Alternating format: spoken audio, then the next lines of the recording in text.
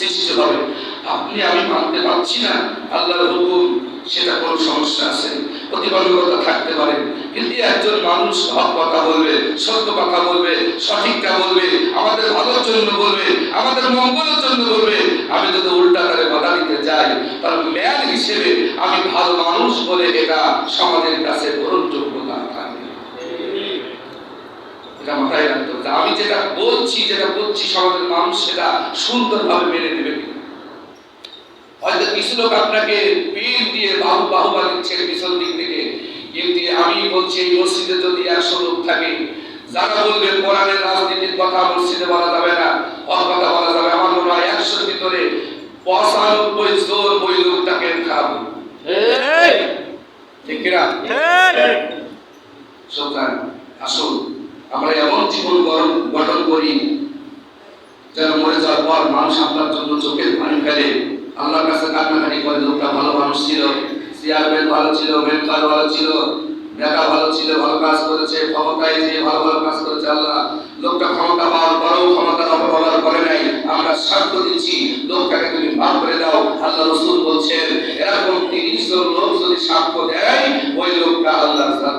সুবহানাল্লাহ। এত বলার পরও আমাদের বুঝ লাগছে না? এত বলার পরও আমাদের কি বিবেক খুলবে না?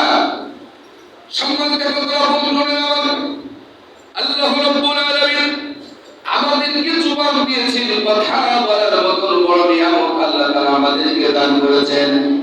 কত মানুষকে আল্লাহ উপমানে দুনিয়াতে পাঠাইছে, আল্লাহ তাদের কথা বলার শক্তি দেয় নাই। আল্লাহ আমাদেরকে দুইটা চোখ দান করেছেন, আমরা দুনিয়ার রাজ নিয়ামতকে আমরা দেখি। আল্লাহ আমাদেরকে কত সুন্দর হাত দিয়েছেন, আল্লাহ আমাদেরকে দুইটা পা দিয়েছেন, সব আল্লাহ আমাদের দিয়েছেন। আল্লাহর বান্দা আল্লাহ শুকর আদায় করো, আল্লাহর হুকুম মানো, আল্লাহর গোলামি করো, আল্লাহর বিরোধিতা করো না। আল্লাহর পক্ষ থেকে সর্বকালের সর্বযুগের সর্বশ্রেষ্ঠ মহাগ্রন্থ কোরআন কারীম দেওয়া হয়েছে, এর বিরোধিতা করো না।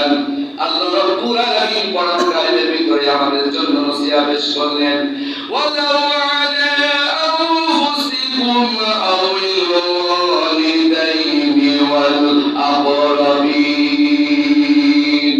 আমার পক্ষে সাক্ষ্য দেওয়ার জন্য, আমার পক্ষে সঠিক কথা বলতে গিয়া যদি তোমার নিজের বিরুদ্ধেও চলে যায়, তাও দেয়া লাগবে। আউল ওয়ালিদাইনি ওয়াল আকরাবিন, আমার পক্ষে কথা বলতে গিয়া, আমার পক্ষে সাক্ষ্য দিতে গিয়া যদি তোমার পিতামাতার বিরুদ্ধেও চলে যায়, তবু আমি আল্লাহর সন্তুষ্টির জন্য ঈমানদারের সত্য কথা বলা লাগবে। মানিয়ে বলছি সূরা নিসা 132 নম্বর আয়াত। এখানে অনেকগুলো পয়েন্টের উপর আল্লাহ আলোচনা করেছেন। মাথা অবনত করে দিয়ে আল্লাহর জন্য সাক্ষ্য দাও, আর এই সাক্ষ্য দিতে গিয়ে যদি ওয়ালাউ আলা আনফুসিকুম, যদি তোমার নিজের বিরুদ্ধেও যায়, তবু সাক্ষ্য দাও। আউল ওয়ালিদাইন, অথবা তোমার জন্মদাতা পিতা এবং গর্ভধারিণী মায়ের বিরুদ্ধেও যদি যায় সত্য কথা বলতে গিয়ে, তবু তুমি আল্লাহর জন্য সত্যের সাক্ষ্য দাও।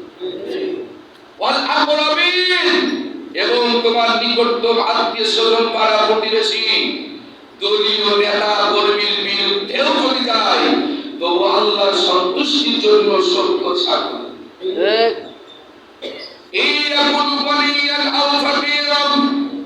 আল্লাহ বলেন লোকটা ধনী হোক আর গরিব হোক, বিত্তবান হোক আর বিত্তহীন হোক, সম্পদশালী হোক আর সম্পদহীন হোক, ক্ষমতাবান হোক আর ক্ষমতা ছাড়া হোক, সেই লোকটাই হোক না কেন, যদি অন্যায় করে আল্লাহর খুশির জন্য তোমরা সত্য কথা বলো।